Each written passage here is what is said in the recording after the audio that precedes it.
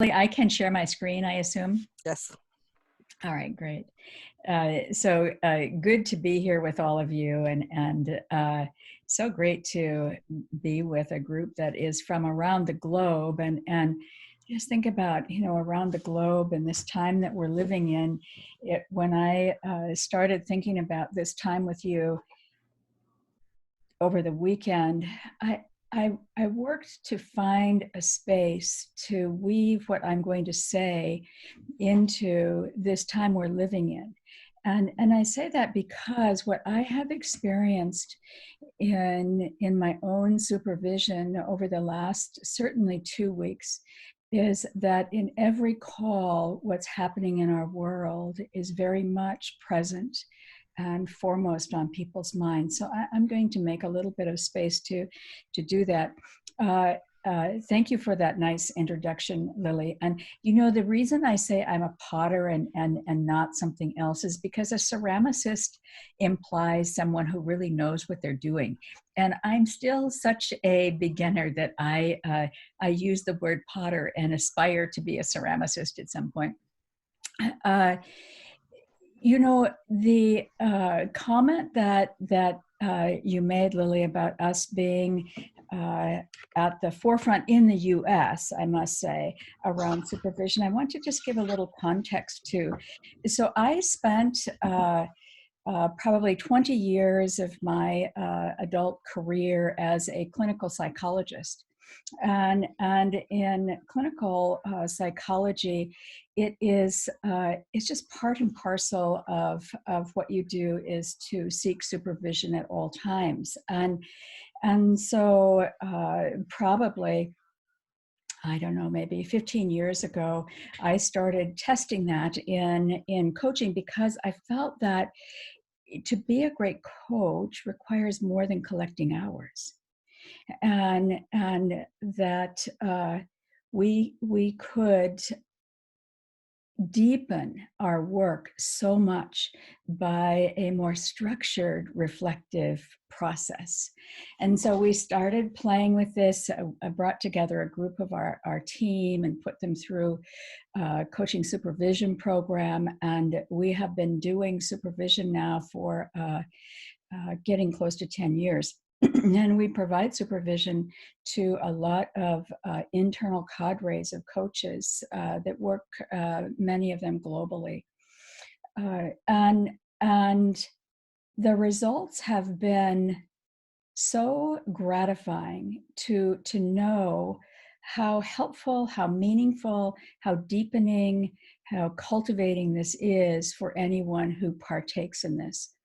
So I start this session by saying who we are is how we supervise. Some of you, I'm sure many of you know the great work of Edna Murdoch, and she uses this turn of phrase, but it's such a powerful one, whether we're talking about who you are is how you coach, who you are is how you supervise, or in these days, who you are is how you show up in the midst of this global crisis that we're in.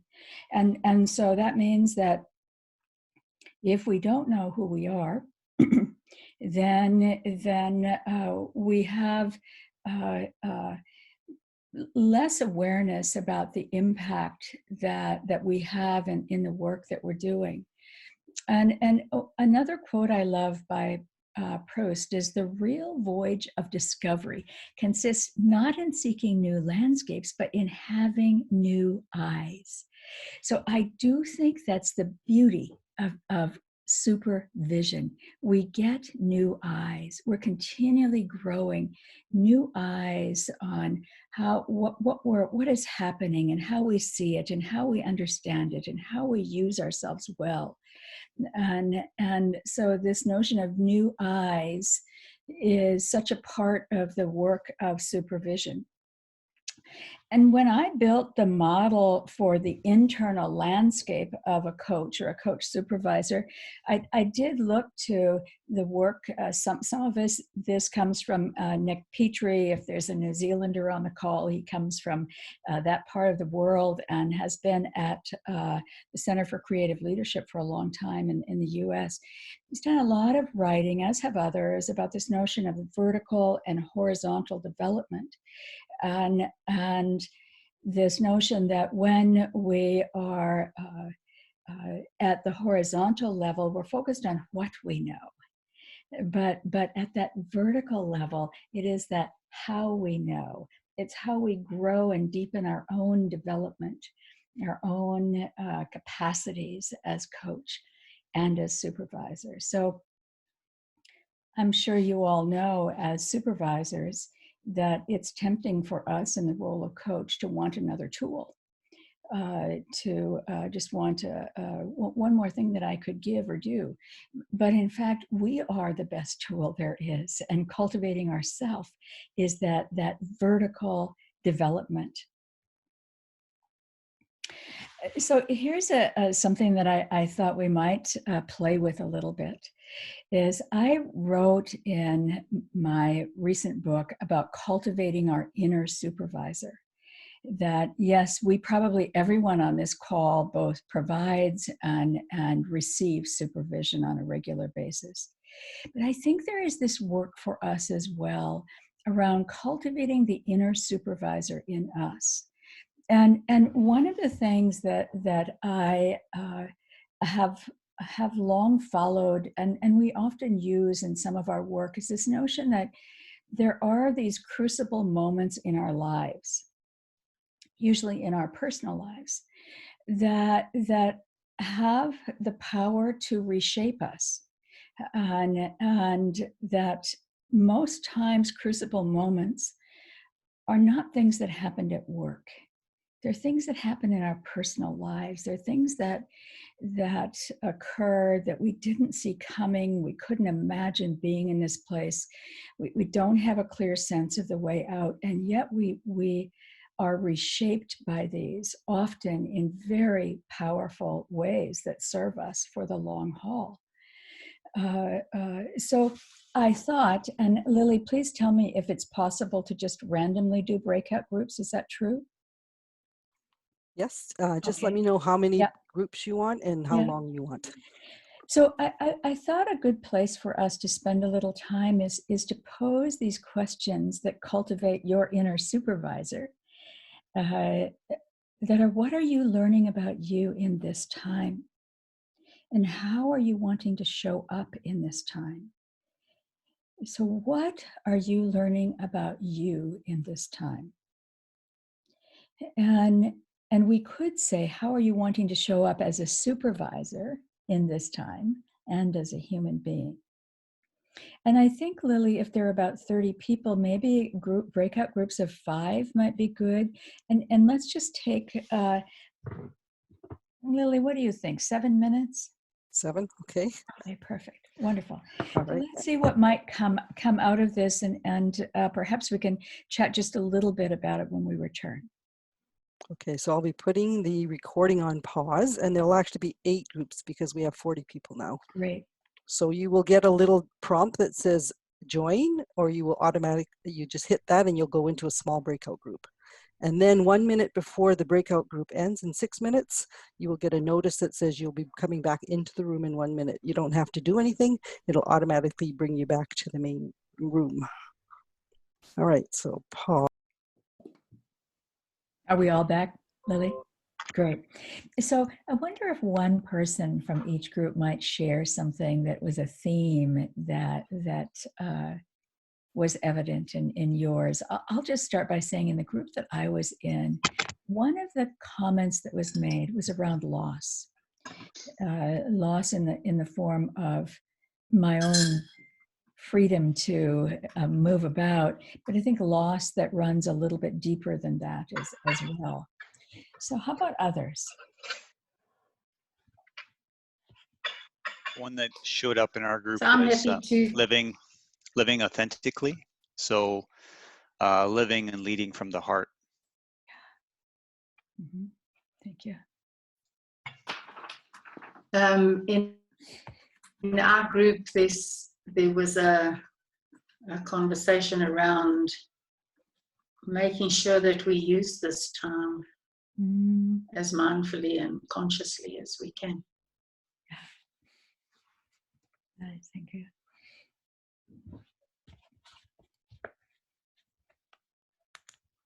in our group, there was a lot around being of service during this time. Some virtual hugs, and I love one of our members said, if you can't go outside, why not go inside, is a saying that she brought into the room, which that's fantastic. Mm. Who else?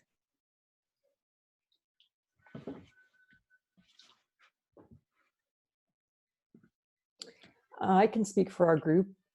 I think our main theme was looking after ourselves so that we can support others, and whether that was through grounding or meditation or looking at things as opportunities, not as fear. That was a theme we had. Yeah. And we also said, when you have to stay inside, you have to go inside. That's great. That's a great line.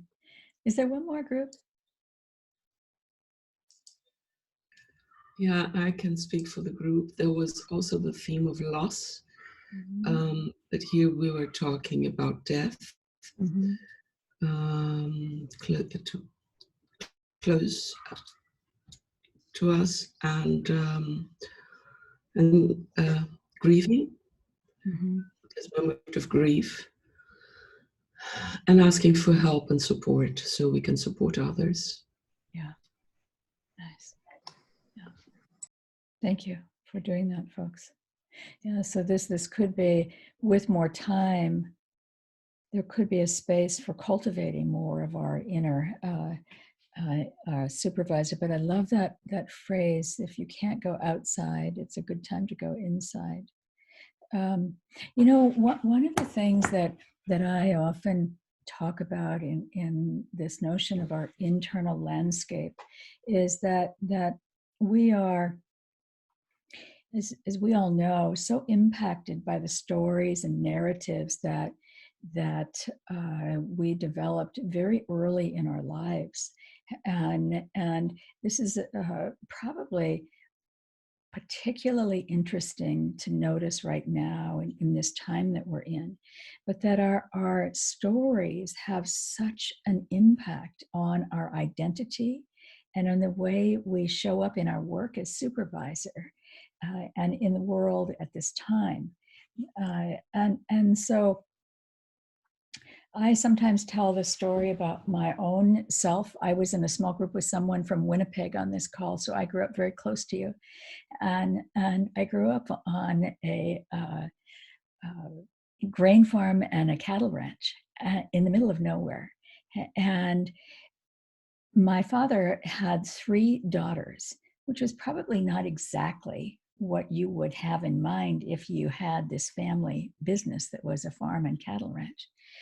And so we all, in my growing up, pitched in to do everything because there was always work to be done. And when you have a lot of cattle, it doesn't matter what the weather is like. It doesn't matter if you're tired. They need to be fed, and they need to be tended twice a day, and they need to be put out to pasture and all of these things. And so I learned very early in my growing up that a great way for me to really thrive in this environment was to be strong. And I often say extra credit for going it alone. Extra credit for going it alone. That meant that if I got myself in a pinch, it would be much more likely I would be rewarded if I figured it out myself than if I asked for help. So imagine how that story impacts me, even now. And yes, I know the story, but I am working the edges of this story for the rest of my life. And my own awareness of when I could ask for help continues to grow, but it is very much my old story of go it alone, be strong, that I'm constantly working. And so you can imagine how this might impact me as a human being, as a parent, as a coach, and as a supervisor. And for me, one of the areas of my own development as supervisor has been for so long just cultivating heart. I sometimes put my hand on my heart when I'm talking with someone, just to remind myself to, to bring my heart a little bit closer to what is being presented to me. So our stories and our narratives are such a powerful source of our own development, and always present for those that we're supervising, and always shaping the nature of what we're exploring, the way that we approach a situation, the way that we see the view that we have of anything that we are discussing. Let me just see if I can float around here a little, because I don't have the right, yeah. So when I developed this model for self as coach, and I think what easily translates to self as supervisor, I did it in the following way. We have been in the business of training coaches, leaders as coaches for almost 30 years. And we know that we can have all of the theories and skill-based competencies and knowledge in the world, and yet there is this underlying the vertical development, the internal landscape that is at play in our ability to use ourself well in our work. And so I would often talk about self as coach, and several years ago, when I was writing the handbook of coaching, my development editor said to me, "You keep talking about this, but you need a model for this." And so it really was what launched me into looking at how could we describe these dimensions that might give us a bit of a map.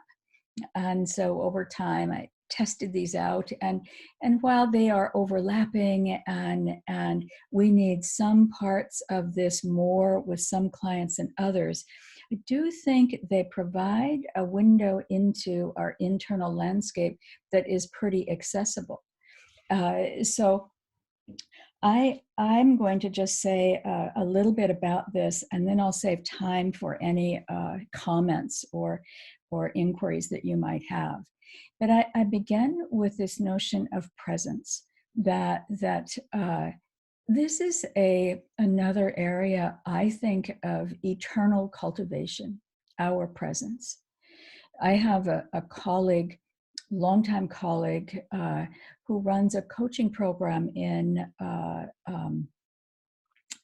Istanbul. And she has said forever, our presence is an intervention. Just imagine that today. Our presence is an intervention. The very way that I show up in every interaction I have sets a tone for what might occur, for what might be possible. And so to have that sense, and today, in this world today, this notion of our presence being such an important intervention has probably never been more true for us. And of course, we can take this notion of presence and look at it from several different angles, and pay attention to things like, what is the constant inner chatter that I carry around with me? What is my presence to that? I was on a call last night with two longtime friends, both who are professionals and running their own businesses, and one of them lives alone. So it is interesting to live alone in this time, and was talking about how hard that is. And my other friend wanted to make her feel better, instead of creating the space for her to talk about what it's like to be alone. So our presence to our inner chatter, to what it is that we're constantly working in there, it allows us, those of you that know Sharma's theory U, to really resist the urge to download and to see if we can drop further into what might be for another person. And so again, as I think about this in these times, this is such a so critical to the way we connect with others in this time. And when we think about empathy, just going around the circle, that ability to walk in another's shoes without wearing the shoes, the ability to empathize without putting on a cape and feeling like we need to take this on. When we take a look at this broadly, there is this opportunity to notice, where am I on a continuum? Am I at the I over empathize, you feel, I feel, you cry, I want to cry, you're in a difficult place, I want to get in there with you? Or on the other end, you cry and I barely notice it. So where is my empathy, and where's the calibration that is important for my own development as a supervisor and a human being? And this range of feelings I have found for a long time to be such an interesting thing for us. And today, in this time that we're living, I think it gives us such an opportunity to be there with a broadened range of feelings, to notice, even in my daily life, what I notice right now is that there are times when I feel hopeful and loving and present. And there are other times, particularly in the night, when I can feel fearful, worried,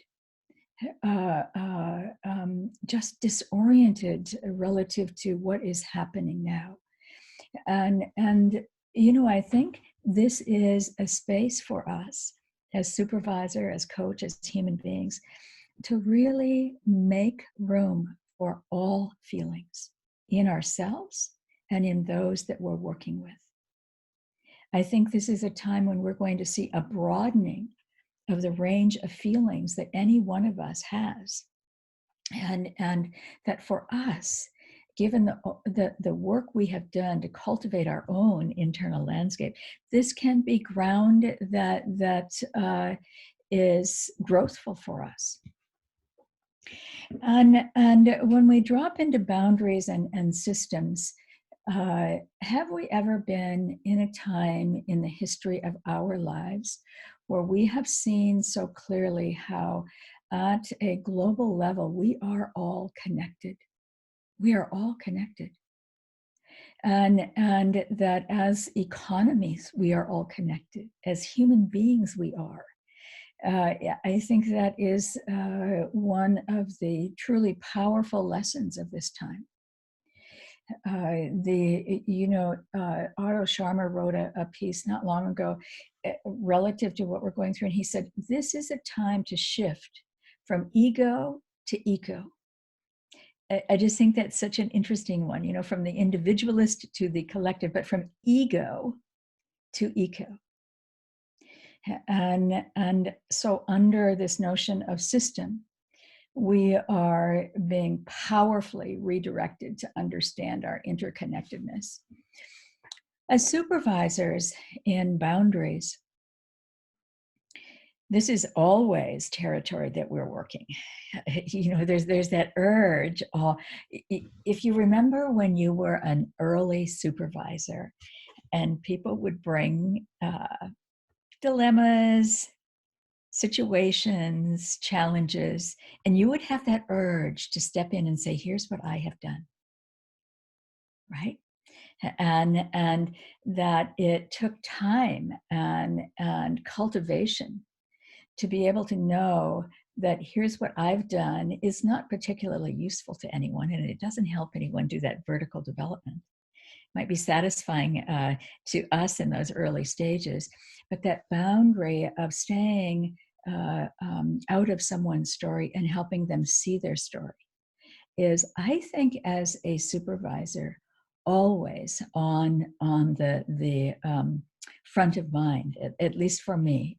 You know, what is it that I can do and be, and how might I show up so that I can help someone simply see themselves, as opposed to getting in and thinking that I might rescue, collude, whatever it is we do when our boundaries get blurred. And in the embodiment territory, I do think that this has never been more important, that our body has information that we can experience before our brain makes sense out of things. So those of you that know the work of Wendy Palmer, she has this wonderful phrase. She says, the way we sit and stand changes the way we think and feel. Imagine that. The way we sit and stand changes the way we think and the way we feel. So the body is a tremendous resource for us, and a centering force, a place that we can come to build our resilience in whatever practices we might have that we can embody at this time. There is some work that those of you that might know the late Doug Silsby out of the US, just a wonderful colleague, friend, contributor to the field, truly a thought leader. And you know, that combination of seriously smart and very humble. And Doug used to talk about how, you know, in the arena of embodiment, if we could imagine that we can lean back and glean support from our ancestry. And he would talk about it relative to a dinosaur tail. Imagine that we all have this dinosaur tail that we can rely on. Those are our culture, our history, our ancestry, and then, of course, those people in our lives who have been a tremendous support to us, whether they're alive or not, whether they know it or not, and that there is both strength and comfort that we can gain from that depth of history that we have. And today, in the midst of this pandemic, to know, so my grandfather, it came to Canada from Scotland, and certainly at that time in history, these kinds of pandemics had been experienced by him and others, and so this time that we're living through, others have lived through too, and so that notion that in the depth of our embodiment there is support, I think, is useful to experiment with now. And then this courage factor. I do find it takes a lot of courage to be a great coach and a great supervisor. Because to be courageous with heart, is to offer observations or perspectives that might help someone open a new door. And notice that language, might help someone open a new door. It's not to open a door for someone, because if you open a door for me, I'm not going to go through it. But if the door gets set ajar, I might choose to walk through it. And you know, in the field of organizational development, there is this term, if I can recall it, it is the perceived weirdness index, the PWI factor. Some of you might know that. That notion that, you know, we have to have a certain perceived weirdness. We don't want to be simply drawn into the system or the environment or the culture or the human system that comes into play, but we want to have a little bit of perceived weirdness. And I do think in courage that one of the ways we can cultivate that is through a certain lightness, that we don't have to be so darn serious about everything that is challenging, that we can use a little lightness, we can use a whole lot of heart, we can use a wondering mind instead of a knowing mind. And those factors allow us to show up in a more courageous way. I sometimes tell this story about in my life, I went through a long journey with my late husband who had Alzheimer's, early Alzheimer's, for many years. And if any of you have been a part of that journey, you know that it's hard. And I had a friend who was also a coach and a psychologist who one day sat down with me, and she said to me, I would see her maybe every 4 to 6 months because she didn't live near me. She said, "How are you doing?" And I told her how I was doing. And she looked at me and she said, lovingly, "There's nothing you're telling me that you didn't tell me 6 months ago, Pam." Powerful for me to hear those words. And it wasn't in judgment. It wasn't with an answer. It wasn't with a solution, but rather to say, I've heard this story now several times, and it was like a wake-up call for me that I was in a stuck place, and that got my attention and helped me make some adjustments. So courage, really essential for us in our work as supervisor. And that notion that it is courage with heart that allows us to just slightly open a door for someone, and then they get to decide if they want to open it. So I'm going to stop there, Lily, and just see if anyone has any comments or reflections that are on your mind. Okay, so you can use the chat room as well. I encourage you to use the chat room. Does anyone have any questions or comments for Pam? And I just want to start, Pam, by saying that I notice how calm and centered and soft focus your presence has been. And there's a lot of heart in this space. I can just feel the energy here. Thank you. Who has something they'd like to contribute, ask, comment on? We probably have enough time for 4 or 5 comments. And it might even be what does what I have shared with you stir for you at this time? What gets stirred for you that's useful for you? So I'll step into this one, Pam. I think what it stirs for me is how hard this work is. And how much harder it could be right now as well. Yes. And if I may add to that, not only how hard it is, but also how fulfilling it is. What an important role we are playing right now in our communities, not only with our clients, but far beyond. And the work that we have done on ourselves is so far-reaching, or can be so far-reaching.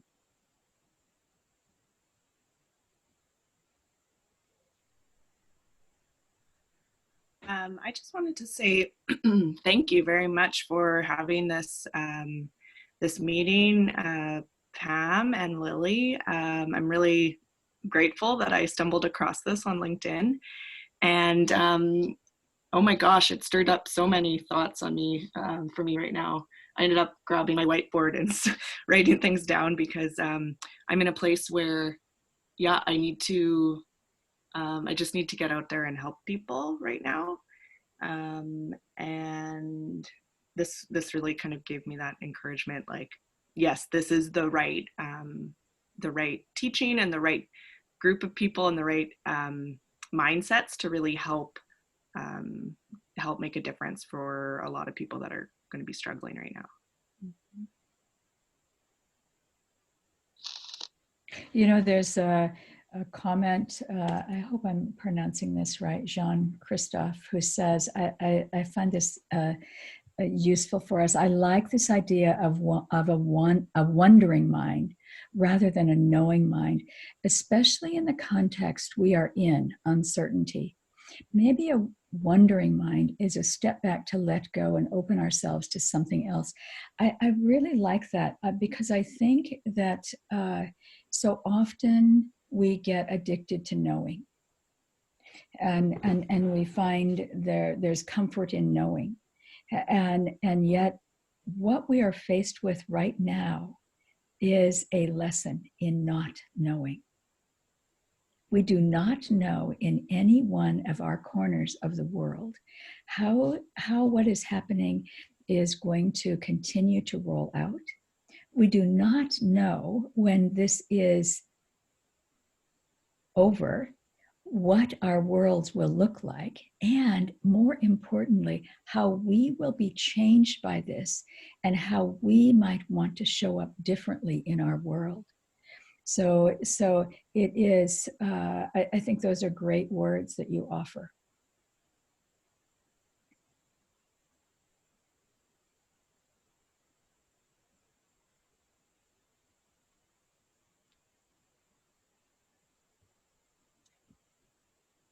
Yeah. Just trying to follow. Go ahead. Oh yeah, for me, what's coming up is the importance of being courageous in these times of crisis, of stepping out and living and leading with heart, and it's stop playing small, living in my mind, and actually stepping out into life, living vulnerably and with my heart. And so really being in touch with emotions and everything that comes up by doing that. Mm-hmm. Yeah. Yeah, I would, if I may, just add that this has been fantastic to be able to listen to you and to go through that model. And I'm also quite drawn to John Kabat-Zinn and his term of wherever you go, there you are. And the wheel, the model, is just a fabulous lens to say, and what is sitting in there, just as an examine, if you like, of those different aspects of what makes up who I am wherever I go. So thank you, Pat. You know, the thing is, though, the added gift here is that, you know, wherever you go, there you are. But oftentimes we are in the busy mode, right? And so wherever we go, there we are. We don't notice it so much. But now we have this time. Somebody else on this call talked about what's possible in this time that has seemed out of reach in our lives before. And that is one of the things I think that is possible, is that we might get closer to our self. We might see this as a time of cultivation of whatever that is for each of us.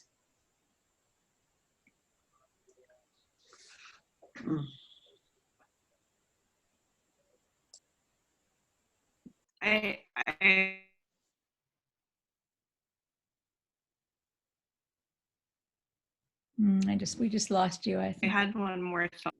Oh, go ahead. Can you hear me? Oh, when you were talking about stories and connection, just how we all are. I'll turn my video off and maybe the microphone will work better. But just that we're all living out our own stories. And one thing I've been thinking about recently is that you have we sort of see the story up until, it's like the hero's journey up until like you're faced with this challenge again and again. But you get to write where that story is going and what the ending is for it.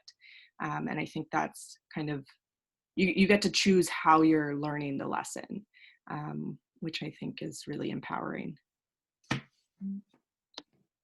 Yeah.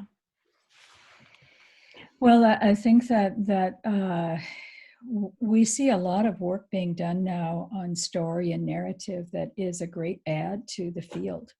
The body of literature that's evolving around this is so useful to us as coach supervisors. It draws our attention into the reality that the water we swim in is hard to see. So the stories that we live are hard for us to see, and the way that each of our supervisees brings what they bring to the supervision session is embedded in story. And when we can help someone gain just a little bit of a view into that, in whatever manner we're able to do that, we help others develop. And so our work, if we say to ourselves, we always have to start at home. That is our use of self requires that we start at home. So for me, and perhaps this is a gift in this time, to cultivate my own awareness on a much more regular basis. That is how I can be of service to others. If I do not do my own work, I certainly cannot do very much with another.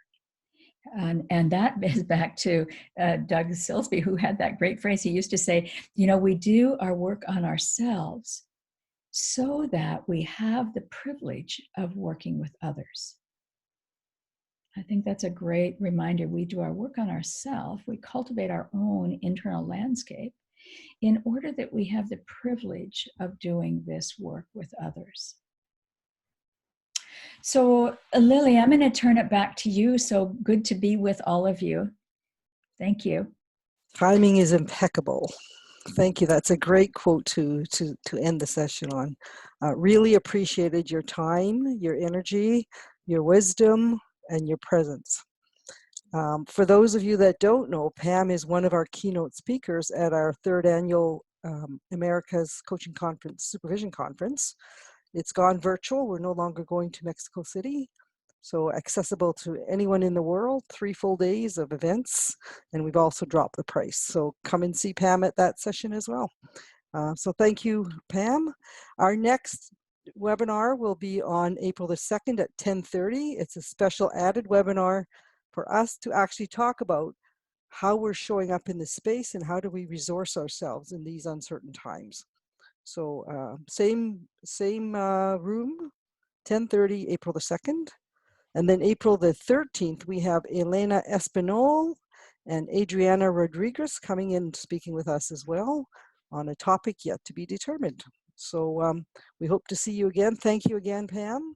Thank you everyone for coming and attending our webinar. Have a great day. Bye-bye.